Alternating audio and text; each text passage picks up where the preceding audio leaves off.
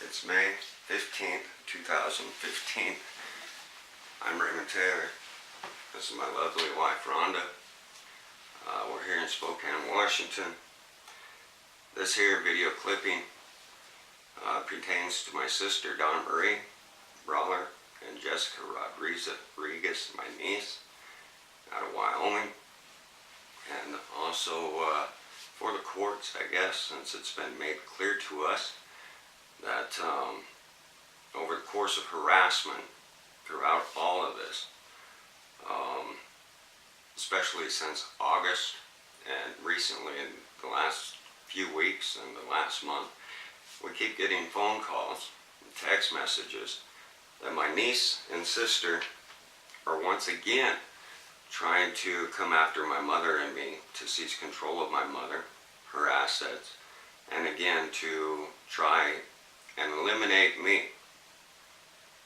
from the public, stating that they're now claiming that I'm unfit to care for my mother after 4 years, well, after 12 years of being by my mother and father's side to the last 4 years of caring for my mother, my wife and I have, without any help, with only ill-intentioned harassment from my sister and my niece, where at the same time they appraised me and complimented us and thanked me and my wife repeatedly, even to other people and in front of people, stating that we're doing a good job for my mother, that could not be prouder, more happier, that they did not know anybody else who could or would care for my mother and do all the great things for her that we have done. Since August,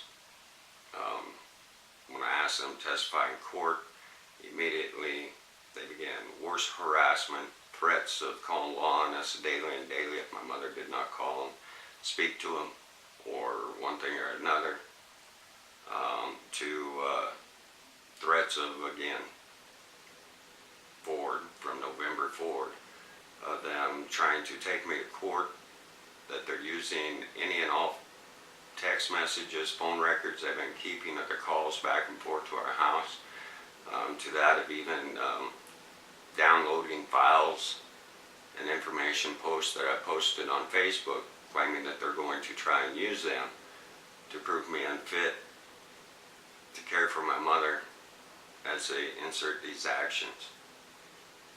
So within this, I am going to show and prove their intent, motives, reasons, etc., as well as the relationship with my mother and myself, my wife, and all of the events that have taken place.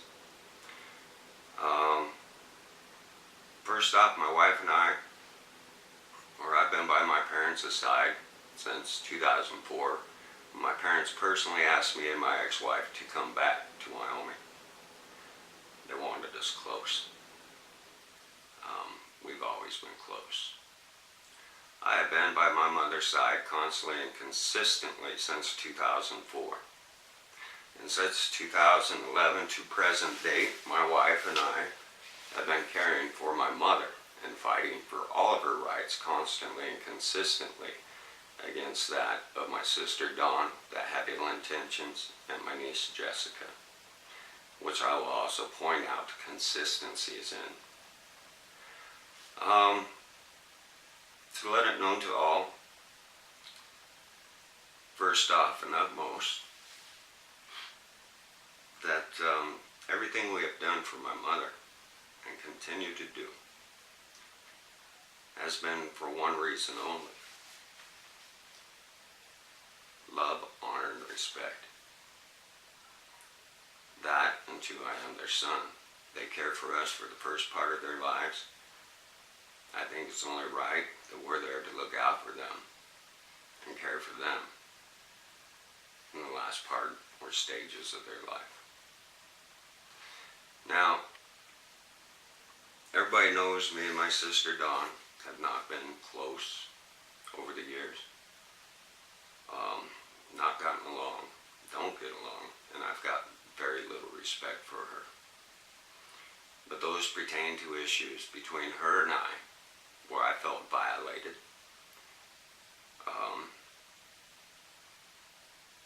victimized without respect or resolve, even present day. You know, she's turned to me many times where I've cared for her family, her boyfriends, her husbands, her girlfriends, and even that of her kids, where I've supported them for up to over 2 years, 2 and over 2 years at a time, without a single cent from them, without a single dime towards rent or anything else to help me out in those situations, where I was paying out close to $2,000 a month between rent, utilities, food, and caring for up to 5 to 7 of them.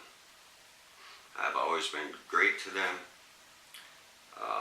done everything I could for them in time of needs, to the point where it got to where they owed me between $5,000 and $10,000, and I booted them out.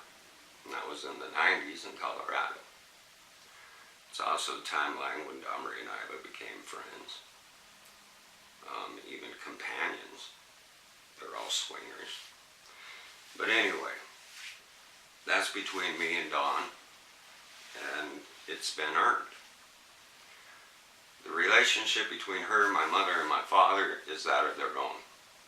The reasons and basis behind all of my mother's and father's choices and decisions was solely based upon their relationship with my sister, niece, and it had nothing to do with me. It is called earned. Now, and it's no secret that Dawn and them never got along. They never associated.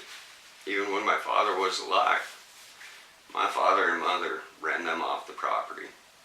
These things I'm telling you here and now is because they were told to me by my mother and my father within the decisions and choices they made, even prior to them asking me to come back. And this has been known by other family members. First off, my parents were lucky to get a postcard once a year for Christmas from my sister, never a phone call. And that was basically their relationship. And when they did go out to visit my parents, again, sadly, my parents ran them off. My father, my mother, and told them never to come back, that they wanted nothing to do with them. This took place around 2001, around the time my sister moved back to Rawlins, Wyoming, 40 miles away from my mother and my father. Not one time did they ever go out and visit. Why is that? Because they were told not to come back. 40 miles away, a half-hour drive. You would think if they had a close relationship or any type of relationship at all, or if they were even welcomed at my mother's and father's, they would have at least gone out there one time, being so close to them. And again, if they had such a good relationship, not once did they ever go out there.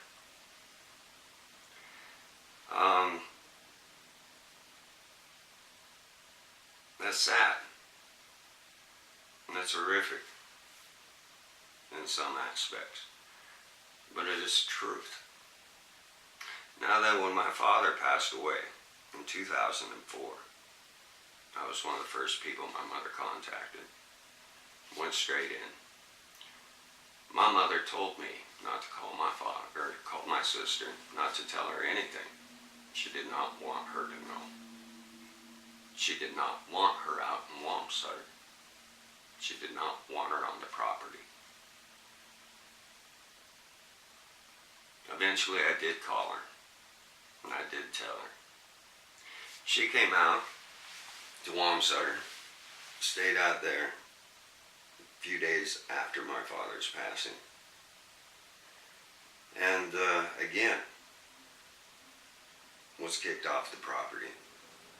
This time immediately after my father's death, my sister was caught outside in the laundry room trying to sell my father's assets, his weapons, and other things to other town citizens in town. One of them, Ed Ogden, works for the city. walked in on her while this was taking place. I then notified my cousin Bob, my father's first cousin. He kicked her off the property with me by his side. And we rounded up all the weapons and locked them up. Put locks on all the buildings and locked everything up. And they were kicked off the property. The only time they came back was around my father's funeral. And at that time, when my niece was there, and my sister was there, again, wedding pictures come up, wedding pictures and pictures of my father and mother and my sister Dawn Marie only came up missing, along with jewelry and personal items of my father's, including that of his silver watch band, probably over $1,000 watch band, bear claw, turquoise, whatever, come up missing, that were sitting out in the living room and dining room table. That watch band vanished for over 4 years. Well, 4 to 5 years. And oddly shows up on one of the very first visits Dawn Marie and her husband made on the Thanksgiving day when they came out for Thanksgiving. Now I want to reflect back for a second, because I said that they weren't allowed out there and there wasn't any communication between them. And that's true. It was like that before my father passed, and it was like that after my father passed, clear up until the year 2009.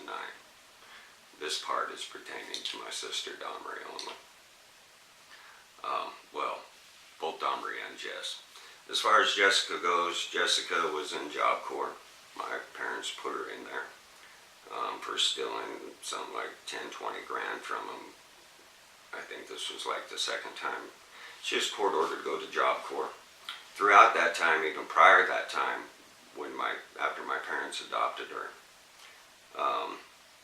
she stayed out there. My mother worked the motel. Jess and the other kids were supposed to help run or work the motel, clean rooms, one thing or another. My mother never got along with Jess. Jess never got along with my mother, and she would constantly tell my mother to F off. No, I won't. I don't have to do anything, and you cannot make me, period. And that was the sole relationship between my mother and my niece for basically the whole existence that my mother had adopted my niece. It was like that clear up till the time when she even went to Job Corps. When my niece got sent to Job Corps, one thing or another, it was still that way. My mother cared for her. My mother paid for her clothes and bought her all these things and everything else, but my mother didn't want her back. My father did not want her back. They were totally written off from the family. These are truths. These are facts that my mother will testify to. Even at the time when my father passed away, Jess was temporarily released, had a week pass to go to the funeral and stuff.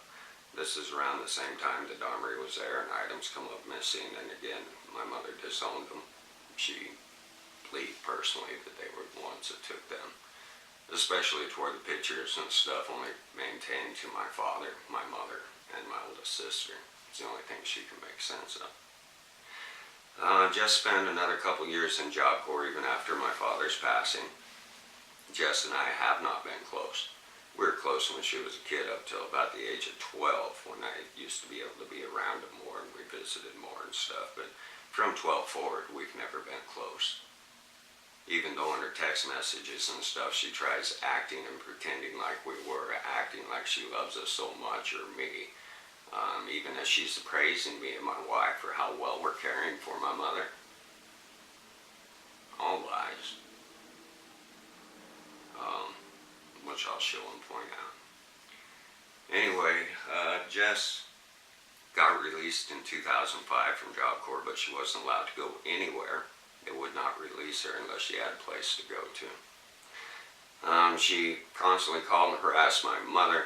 My mother refused to allow her to come stay at her place. My mother refused to help her in any way, due to, again, her own reasons based upon their relationship.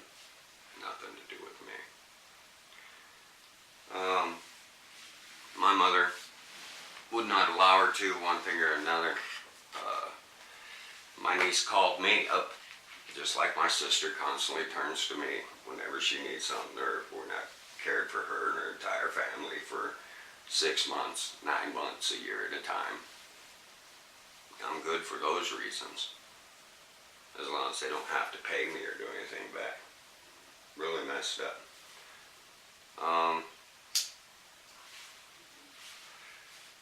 My wife and I, Sherry, living in Rawlins, told my niece that we would help her out. Told her that we'd do what we can as long as she did certain things. So we took her in when she first got out of Job Corps. During that time, she spent about 4 to 6 weeks with my wife and I, which at that time she was also present when Ivy Watson was stalking us at our house, harassing my wife, harassing me, driving around through a private street with her mother, pointing out to her mother where I was, telling her mother what she wished to do.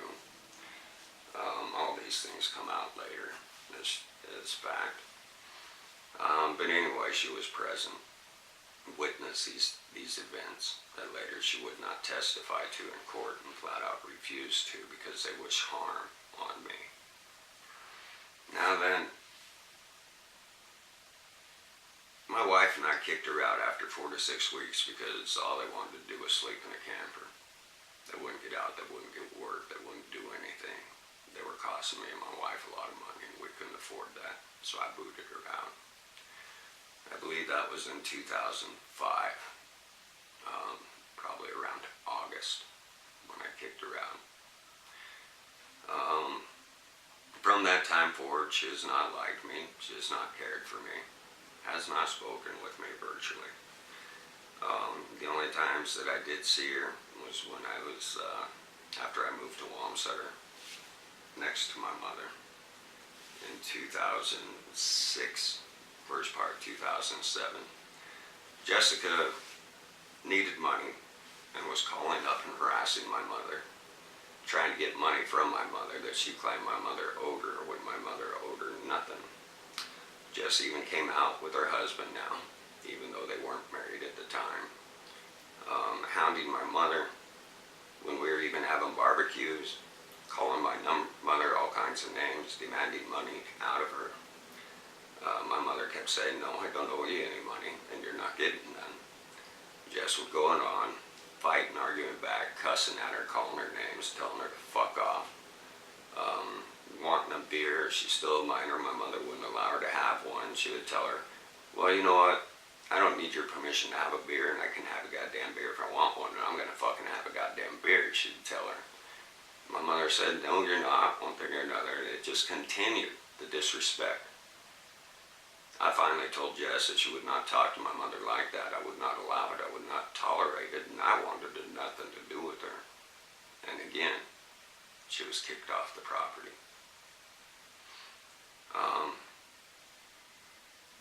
She continued harassing my mother via phone for about 3 more weeks.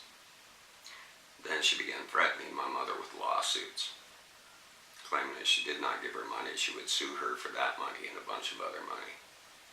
Money that she didn't even have of my nieces. My mother got so sick and fed up with it, horrifically.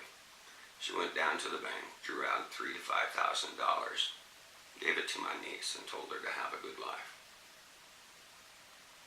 And that was the last time my niece was seen or heard of, other than emails from Facebook and personal emails directed at me, where she'd constantly write and harass me, telling me what kind of piece of shit I was, how she hated me, and my mother, and all these hateful things that she wished upon us. And one thing or another, I'd get these letters consistently.